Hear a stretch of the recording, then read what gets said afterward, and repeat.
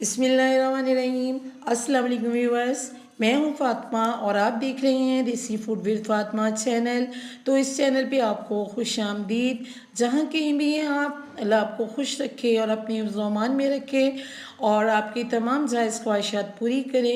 अगर आप मेरे चैनल पे नए हैं तो मेरे चैनल को ज़रूर सब्सक्राइब कर लें और बेल आइकॉन ज़रूर दबाइए ताकि मेरी जो नई आने वाली वीडियो है उसका नोटिफिकेशन आपको सबसे पहले मिले। तो ये देखें, हमने रेवड़ियाँ बनाई हैं, ये बहुत ही मज़े की बनी हैं और ये बहुत ही सॉफ्ट बनी है। ये देखें, तो ये बहुत ही नरम है। इसको बनाने के लिए हमने सिर्फ दो चीज़ें यूज़ की हैं। एक तो हमने तिल लिए हैं, जो ये ब्राउन भी हो सकते हैं, वाइट भी हो सकते हैं और ब्लैक, जैसे भी आपको मिले। तो ये हमारे वाले जो है ब्राउन, लाइट ब्राउन कलर के हैं और ये साथ में चीनी है। ये दोनों हमने चीज़ें बराबर ली हैं। तिलों को हमने रोस्ट करना है और लो फ्लेम पे इसको रोस्ट करना है। फ्लेम जो है इसकी बिल्कुल हाई नहीं करनी, क्योंकि तिल जो हैं ये बहुत ही नरम होते हैं और बहुत जल्द रोस्ट होते हैं।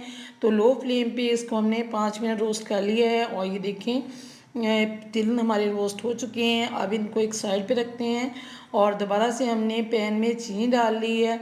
चीनी जो है इसको हमने लो फ्लेम पे बनाना है, लेकिन सबसे पहले हम इसको लो टू मीडियम पे बनाएंगे।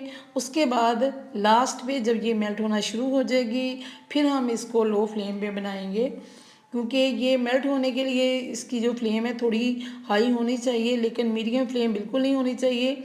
और इसको कैरेमल बनने से पहले ही हमने तिल डाल देने हैं। ये देखें, काफ़ी ज़्यादा मेल्ट होना शुरू हो गई है और अब मैंने लो फ्लेम कर दी है। और ये कैरेमल बिल्कुल नहीं इसका बनना चाहिए।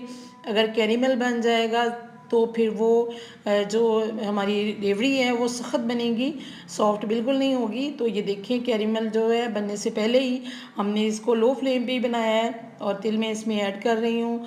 तिल जो है ये सारे मैंने डाल दिए हैं। तो ये देखें, इसको मैंने मिक्स भी कर लिया है और फ़ौरन से इसके हमने रेवड़ियाँ बनानी है। और ठंडा पानी मेरे पास रखा हुआ है, हाथ पे लगा के इस तरीके से हम इसकी रेवड़ियाँ बना लेंगे। और अगर आपने ये कारोबार स्टार्ट करना है तो उसके लिए आप ग्लव मिलते हैं वो लें, उसके साथ आप इसकी रेवड़ियाँ बनाएं, क्योंकि ये ज़्यादा गर्म होता है तो इस गर्म गर्म में रेवड़ियाँ अच्छी बनती हैं। ये देखें कितनी हमारी सॉफ्ट रेवड़ी बनी है।